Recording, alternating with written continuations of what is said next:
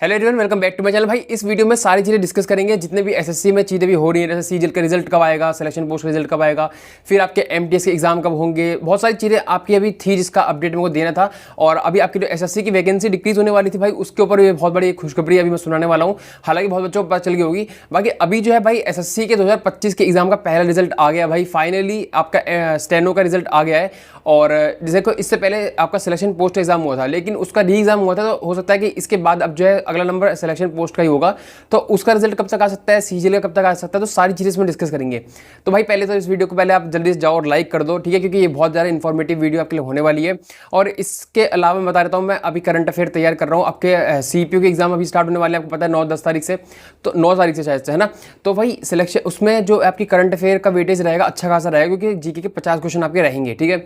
तो भाई वो आपके लिए करंट अफेयर की क्लास बहुत ज़्यादा इंपॉर्टेंट रहेगी, तो उस वीडियो को मिस मत करना। तो चैनल को सब्सक्राइब कर लो, जब भी मैं 1-2 दिन में अब जब कंप्लीट हो जाएगी तो उसकी वीडियो बना के डाल दूंगा, तो आपको नोटिफिकेशन आ जाएगी। तो बेल आइकन भी दबा लेना, ठीक है। स्टेनो की बात करते हैं भाई, बहुत मतलब कि देख के कट ऑफ जो है भाई दिल खुश हो गया, क्योंकि देखो मैं बता देता हूँ 2024 में भी आपके स्टेनो के एग्जाम हुए थे, और जब टीसीएस करवाता था। अब जो है एडीक्यूटी के पैटर्न पे भी सारे एग्जाम हुए हैं, और सब कुछ एसएससी में चेंज हुआ था। तो बहुत बच्चों को ये भी लग रहा था जैसे जिस हिसाब से चीटिंग हो रही है तो कट ऑफ बहुत हाई जाएगी। तो मैं 2024 से कंपेयर करके बता देता हूँ 2025 में क्या रहा है, और भाई इससे आपको अंदाजा लग जाएगा कि सिलेक्शन पोस्ट और सीजीएल की कट ऑफ भी हाई जाएगी, लो जाएगी। बहुत सारी चीजें डिस्कस करूंगा इस वीडियो में, ठीक है। तो इसको लास्ट तक जरूर देखना। सबसे पहले मैं बात करता हूँ स्टेनो की 2024 की वैकेंसी की। तो जब 2006 वैकेंसी थी, ठीक है, इसकी टोटल मिला के आपकी ग्रेड सी की भी थी आपकी वैकेंसी, और ग्रेड डी की दोनों इंक्लूड थी।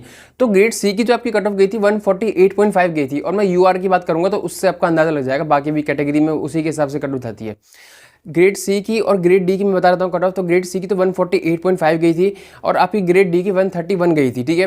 मैं बात कर लेता हूँ 2025 की। आपकी वैकेंसी जो है 1590 है, जो कि पहले 2024 में 2006 थी, और अब 1590 है। तो अगर आप हिसाब लगाओगे तो 416 वैकेंसी कुछ आपकी कम है इस साल। तो भाई इसके हिसाब से कट ऑफ तो कम जानी चाहिए थी, लेकिन भाई आप यकीन नहीं करोगे, यूआर की आपकी 6 नंबर कम कट ऑफ गई है। यानी कि आपकी यूआर की जो कट ऑफ गई है 142.5 गई है ग्रेड सी की। और ग्रेड डी की बात करूं तो जितनी आपकी पहले 2024 में गई थी उतनी उसके आसपास गई है 132। तो मतलब कि 1 नंबर ज़्यादा गया है। तो भाई कट ऑफ तो देखो बहुत सही है, मतलब कि इतनी ज़्यादा हाई नहीं गई है। और जिस हिसाब से एग्जाम चल रहे थे और चीटिंग वीटिंग चल रही थी, तो ऐसा लग रहा था कि भाई बहुत ज़्यादा हाई कट ऑफ चली जाएगी। बहुत सारी चीज़ें थी आपके दिमाग में। तो भाई इससे ये क्लियर हो गया कि कट ऑफ तो भाई इस बार लो जाने वाली है, चाहे आपके कोई भी आगे की एग्जाम की कट ऑफ मतलब रिजल्ट आता है तो उसके हिसाब से। मैं बात करता हूं भाई इसके बाद सिलेक्शन पोस्ट का रिजल्ट कब तक आ सकता है। देखो भाई नवंबर आपका खत्म होने को आ गया है, ठीक है। तो मेरे को जहां तक उम्मीद है आपका 10 तारीख से पहले, 10 दिसंबर से पहले जो आपका इसका एग्जाम जो है आपका कब हुआ था, उसके बाद ही हुआ था जो रीएग्जाम हुआ था एक। नहीं तो हो सकता है कि भाई देखो अगर रीएग्जाम ना होता सिलेक्शन पोस्ट का, तो इससे पहले उसका रिजल्ट आता। लेकिन रीएग्जाम की वजह से मुझे लगता है कि 10 दिसंबर से पहले ही आपका सिलेक्शन पोस्ट का रिजल्ट आ जाएगा। और जो सीजीएल का रिजल्ट है वो एक्सपेक्ट कर सकते हैं कि दिसंबर लास्ट में, जनवरी स्टार्टिंग में आएगा। और जिसका मेन्स होगा भाई आपका कम से कम फरवरी मार्च के आसपास ही होगा, क्योंकि देखो आपको पता है कि देखो अभी दिल्ली पुलिस के सारे एग्जाम की आपकी इन्होंने नोटिस निकाला था, एसएससी ने सारी डेट्स दी थी।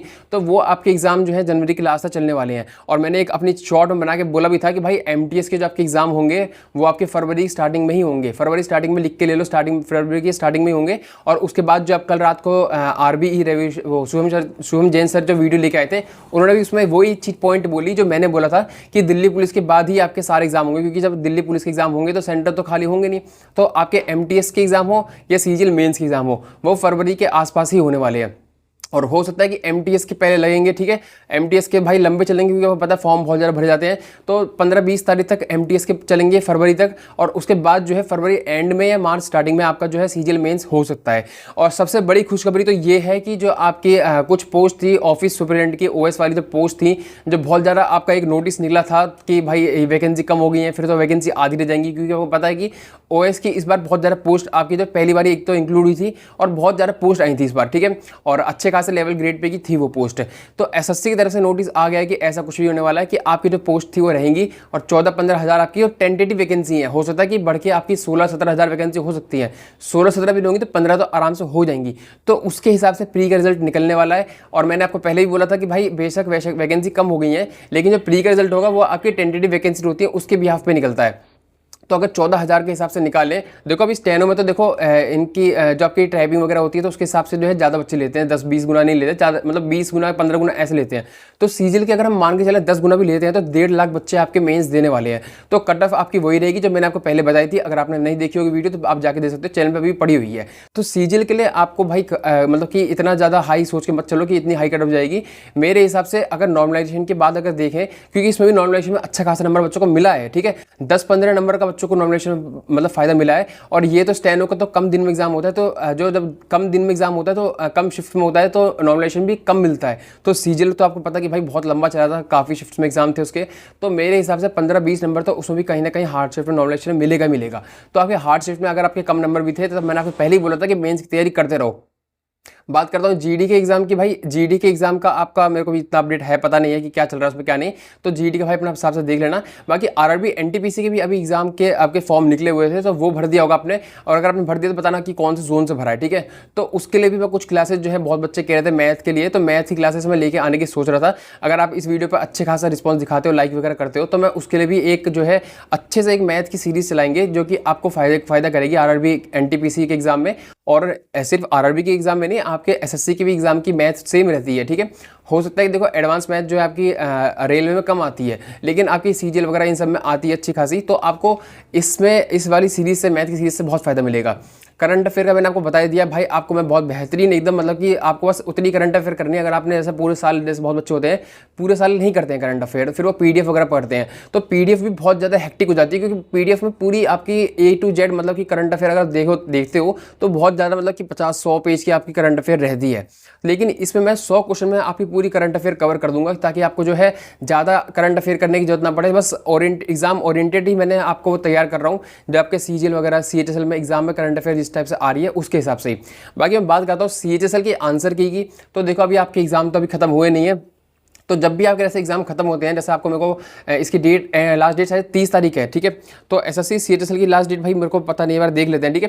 तो भाई बाकी देखो सबसे पहले तो यही है कि मैं तो ये बोलूँगा कि अब ये तैयारी जो आप कर रहे थे उसको कंटिन्यू रखना, क्योंकि आपके जैसे सीजीएल की तैयारी बहुत बच्चों ने छोड़ दी थी, तो भाई उसको अब जो कट ऑफ की बात चल रही थी कि हाई जाएगी, इस टाइम में हमने देख लिया तो ज़्यादा कट ऑफ नहीं जाने वाली है। तो भाई 30 नवंबर को आपके जो है कल एग्जाम आपके CHSL के खत्म होने वाले हैं। तो मेरे हिसाब से 5 तारीख से पहले, 5 तारीख के आसपास, 5 से पहले ही, 5 दिसंबर से पहले ही आपकी जो है आपको CHSL के आंसर की भी देखने के लिए मिल जाएगी। और इसके मेंस के एग्जाम की मैं बात करूं तो मार्च के मिड के आसपास इसका मेंस एग्जाम हो सकता है, कि अगर आप फरवरी में भी अगर इसका मान के चलो, फरवरी स्टार्टिंग में इसका रिजल्ट आ जाता है, दिसंबर जनवरी, फिर आपका फरवरी स्टार्टिंग में CHSL का अगर रिजल्ट आ जाता है तो उसके हिसाब से मार्च में, आपका मार्च एंड में आपका हो सकता है कि इसका एग्जाम जो है मेंस का वो हो सकता है, ठीक है। बाकी सीपीओ के लिए भाई मैं सबसे मेन तो आपसे यही बोलूँगा कि मैथ पे आप जितना हो सकता है फोकस करो, मैथ के सेक्शनल टेस्ट लगाओ, क्योंकि देखो रीजनिंग भी 30 मिनट 50 क्वेश्चन पॉसिबल है, कर सकते हैं। क्योंकि बहुत बच्चे ऐसे होते हैं सीजीएल में जो 15 मिनट से कम में ही आपकी 25 क्वेश्चन कर लेते हैं रीजनिंग के, और इसमें तो 50 क्वेश्चन है। तो भाई इसमें ऐसा होता है, मैं आपको देखो बता के चलता हूँ, सीपीओ मैंने 2 बार निकाला है प्री, तो मैंने उसके हिसाब से देखो, मेरे लास्ट ईयर भी मेरे 47 कुछ नंबर थे मैथ में और 47 के आसपास थे रीजनिंग में। तो मेरे को पता है कि कैसे वहाँ पर क्वेश्चन आते हैं, कैसे टैकल करना है। तो मैं आपको बता देता हूँ कि सीजीएल की तरह नहीं आते उसमें कि भाई सारे क्वेश्चन आपके 17-18 ठीक मतलब ईजी से दे दिए, बाकी 7-8 जो है बहुत टफ दे दिए। सीपीयू में ऐसा होता है आपके 35 जो क्वेश्चन होते हैं डुएबल होते हैं, तो आपको बस 35 क्वेश्चन पे टारगेट करना है। 15 क्वेश्चन आप स्किप कर सकते हो, क्योंकि आप कितना भाई आपकी इतनी अच्छी स्पीड हो, आप 40 क्वेश्चन सीपीयू में नहीं कर सकते हो 30 मिनट में। बहुत अच्छी अगर लेवल की स्पीड होगी आपकी, तब जाकर आप 40 कर सकते हो। अदरवाइज कोई टीचर भी अगर रैंडमली अगर आपको किसी टीचर को 50 क्वेश्चन देते हो करने के लिए 30 मिनट में, तो मैं लिख के दे रहा हूँ कि कोई ऐसा टीचर नहीं है तो 50 में से 50 ले आएगा। और मैं चैलेंज कर रहा हूँ भाई, अगर आपको कोई टीचर आपको लगता है कि बहुत महान है, तो भाई 30 मिनट में 50 क्वेश्चन करना पॉसिबल नहीं है। तो भाई मेरे हिसाब से आप जो है मैथ का ये लेके मत चलो कि 50 क्वेश्चन टारगेट करने हैं, आप टारगेट करो 35 तक हमारा स्कोर पहुंच जाए, तो मैथ में बहुत अच्छा स्कोर है, 30 एवरेज रहेगा, ठीक है। मेरे को लगता है कि 25 जो है मैथ में एवरेज रहने वाला है, 25 से भी कम ही, लेकिन आप 30-35 तक ले जाते हैं स्कोर को, तो भाई मैथ में आप बहुत अच्छी लीड ले जाओगे। और बाकी जो सेक्शन है उसमें तो आपका वो सेक्शन टाइमिंग का इतना फर्क पड़ेगा नहीं। तो मेरे हिसाब से अगर सीपीओ का सेफ स्कोर में मान के चलूँ प्री का, तो भाई यूआर के लिए 115-110 भी कट ऑफ जो है बहुत, मैं मतलब ज़्यादा बता रहा हूँ, हो सकता है कि 105 रॉ स्कोर पे, ठीक है, रॉ स्कोर पे जो है आपका 105 अगर आते हैं, तो अगर आपके मॉक टेस्ट में अगर 105 के आसपास आ रहे हैं, तो आप आराम से सीपीओ प्री क्लियर कर पाओगे। बाकी भाई जो मैं देखता हूँ भाई, अब देखते हैं कि भाई सीपीओ के जब 9 तारीख को एग्जाम स्टार्ट होंगे, तो मेरा पहले दिन नहीं एग्जाम है, देखेंगे फिर कैसा एग्जाम आ रहा है। मैं वहाँ पर आपका जो इसी चैनल पे रिव्यू शेयर करूँगा, तो इसलिए कह रहा हूँ चैनल को सब्सक्राइब कर लेना और बेल आइकन जरूर दबा लेना ताकि नोटिफिकेशन आ जाए। बेल आइकन नहीं दबाते हो तो फिर वो नोटिफिकेशन नहीं रहती है सब्सक्राइब में, फिर वो सब्सक्राइब के चैनल में पड़ा रहता है, तो वो पता नहीं पड़ता कि मैं कब मैंने वीडियो डाल दी। तो इसीलिए आप चैनल को सब्सक्राइब जरूर कर लेना, ठीक है। बाकी भाई आपका कोई डाउट है, आपको लगता है कोई डाउट आपको पूछना है, तो आप इस वीडियो पे ही कमेंट करके पूछ सकते हो। बाकी भाई आपको मेरा टेलीग्राम ग्रुप ज्वाइन करना है तो आप कर सकते हो, उस पर 8,000 कुछ मेंबर्स हो चुके हैं। तो भाई टेलीग्राम पे भी मेरी सारी बहुत मतलब कि एकदम ऑथेंटिक चीज़ वहाँ पर आपको देखने के लिए मिल जाती है। और आपने देखा ही होगा वीडियो में कम बना रहा हूँ, लेकिन वहाँ सारा अपडेट मैं जल्दी से दे देता हूँ, ठीक है। तो टेलीग्राम भी ज्वाइन कर लेना। बाकी भाई आई होप आपकी तैयारी अच्छी चल रही होगी और अच्छे से तैयारी करते रहो। 2026 के भी एग्जाम अब जो है आपके स्टार्ट हो जाएंगे, क्योंकि 2025 तो आपका खत्म हो गया है, तो 2026 में भी ज़्यादा नहीं मिलेगा। आपके मार्च अप्रैल मई से आपके जो है नोटिफिकेशन आने स्टार्ट हो जाएंगे, और हो सकता है कि सीपीओ वगैरह में इन सब में जो है आपके 2026 में अच्छी खासी पोस्ट आएंगी, देखने के लिए मिलेंगी, ठीक है। तो जिनका 2026 से टारगेट है वो अभी से लग जाओ, और आपको जो है बढ़िया करके अभी से तैयारी करके रखोगे तो उस टाइम पे आपको फिर ज़्यादा लोड लेने की जरूरत नहीं पड़ेगी, ठीक है। तो भाई इस वीडियो को यहाँ पर एंड करता हूँ, मिलते हैं नेक्स्ट वीडियो में, तब तक के लिए बाय।